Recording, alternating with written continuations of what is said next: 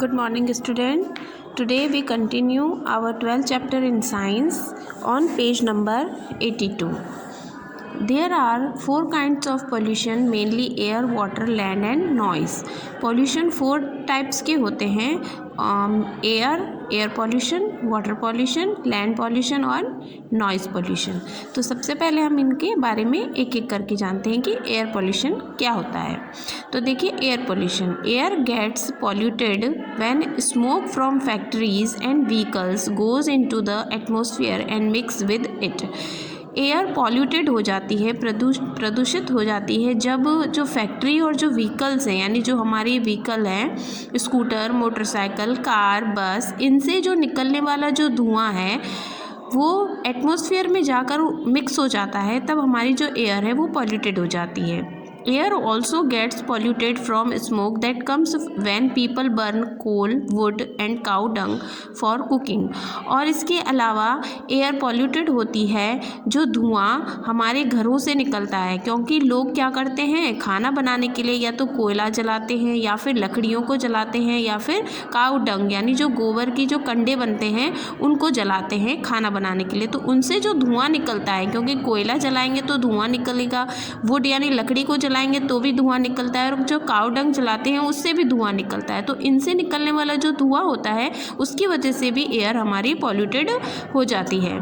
Polluted air causes many diseases such as asthma and lung cancer. और ये जो polluted air है इसकी वजह से बहुत सारी बीमारियां भी फैल रही हैं, जैसे कि अस्थमा और लंग कैंसर. तो सांस लेने में जो प्रॉब्लम आती है, जो दिक्कतें आती है, वो इसी की वजह से आती है, क्योंकि हम लोग पॉल्यूटेड एयर, हमने एयर को पॉल्यूटेड कर दिया है, प्रदूषित कर दिया है.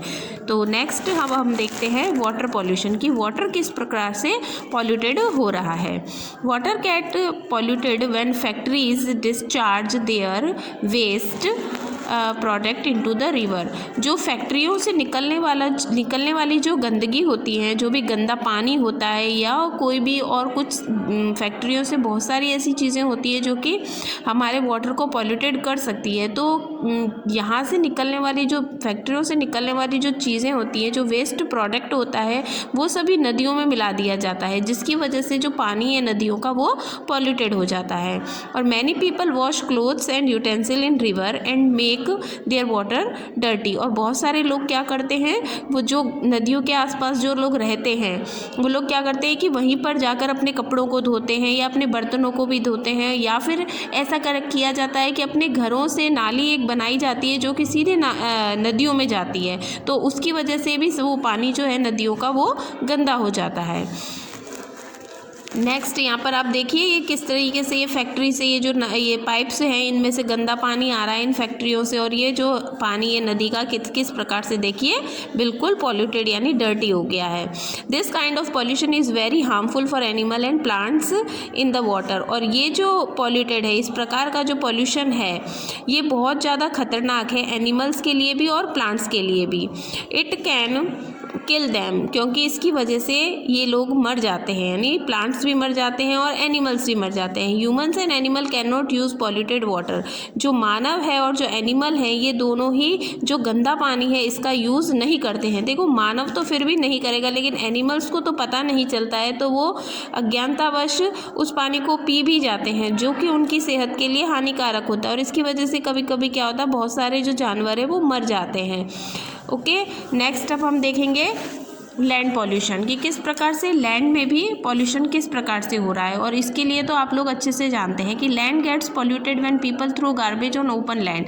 जो लोग हैं वो क्या करते हैं, अपने घर का जो कूड़ा करकट होता है वो सभी खुले में लाके फेंक देते हैं. Open garbage smell foul and attract flies. और जो ये ओपन खुले में जो हम ये गार्बेज फेंक देते हैं, इससे क्या होता है कि वहाँ पर एक तो बहुत बुरी बदबू आने लग जाती है, और वहाँ पर जो मक्खी मच्छर है, कॉकरोचेस हैं, मॉस्किटोज़ हैं, ये सभी जो हार्मफुल इंसेक्ट हैं, ये सभी उसमें गंदगी में ही पैदा होते हैं. Land also get polluted when farmer use fertiliser in their field. इसके अलावा भी जो लैंड है वो हमारा पॉल्यूटेड होता है, क्योंकि जो फार्मर हैं वो क्या करते हैं, अपने खेतों में फर्टिलाइज़र्स का यूज़ करते हैं जिसमें कि केमिकल मिला हुआ होता है। फर्टिलाइज़र मीन्स जो अपने खेतों को उपजाऊ बनाने के लिए वो क्या करते हैं, उसके अंदर खाद मिक्स करते हैं जो कि वो बाज़ार से ख़रीद के लाते हैं और उसके अंदर बहुत सारे केमिकल्स मिले हुए होते हैं और उसकी वजह से जो फील्ड है या जो खेत है उनका वो क्या हो जाता है, वो पॉल्यूटेड हो जाता है। नेक्स्ट हमारा है नॉइज़ पॉल्यूशन। यहाँ पे आप अपनी बुक में देखेंगे किस प्रकार से, देखो इस घर के बाहर किस प्रकार से गंदगी फैल रही है और उस पर कैसे ये जानवर उस वहाँ पर ये लग रहे हैं, देखो किस प्रकार से, है ना। तो ये इस प्रकार से हमें अपने घर के आसपास, घर के अंदर तो हम लोग साफ़ रखते ही हैं, हमें अपने घर के आसपास का एरिया भी साफ़ रखना चाहिए। नेक्स्ट है noise pollution. Noise pollution is generally a problem of towns and city.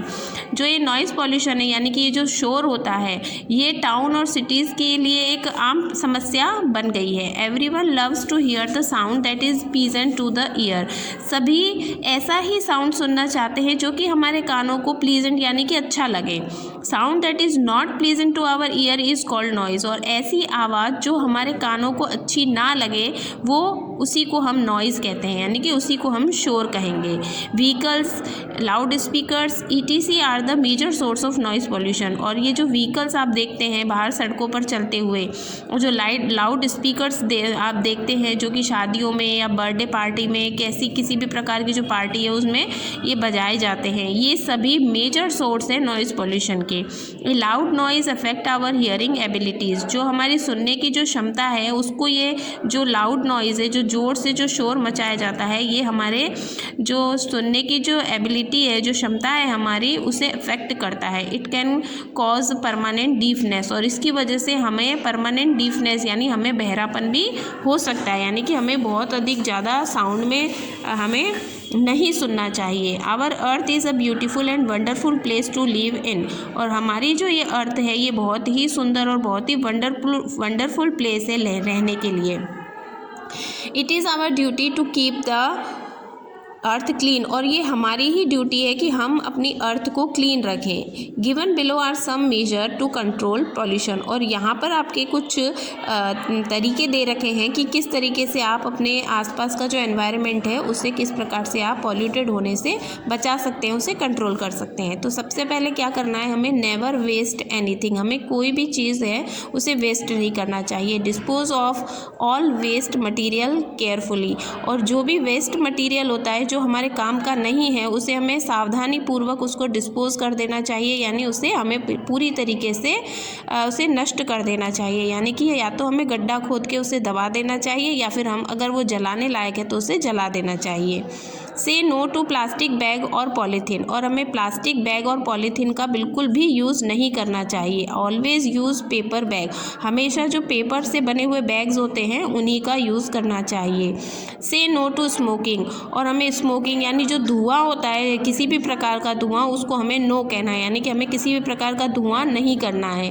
Plant more tree. और अधिक से अधिक हमें पेड़ों को लगाना है। Trees make the air clean. क्योंकि जो ट्री है, जो पेड़ हैं, वो एयर को क्लीन रखते हैं। तो आपका ये चैप्टर यहाँ पर फिनिश हुआ। आई होप आपको ये चैप्टर अच्छे से समझ में आया होगा। क्लास में तो आपको बहुत अच्छे से समझ में आता, लेकिन अब क्योंकि ऑनलाइन है तो मैंने अपनी पूरी कोशिश करी है ये चैप्टर आपको अच्छे से समझाने की। फिर भी अगर किसी बच्चे को समझ में नहीं आता है तो आप मुझे बता सकते हैं। इसके जो एक्सरसाइज है वो मैं आपको आज सेंड करूँगी।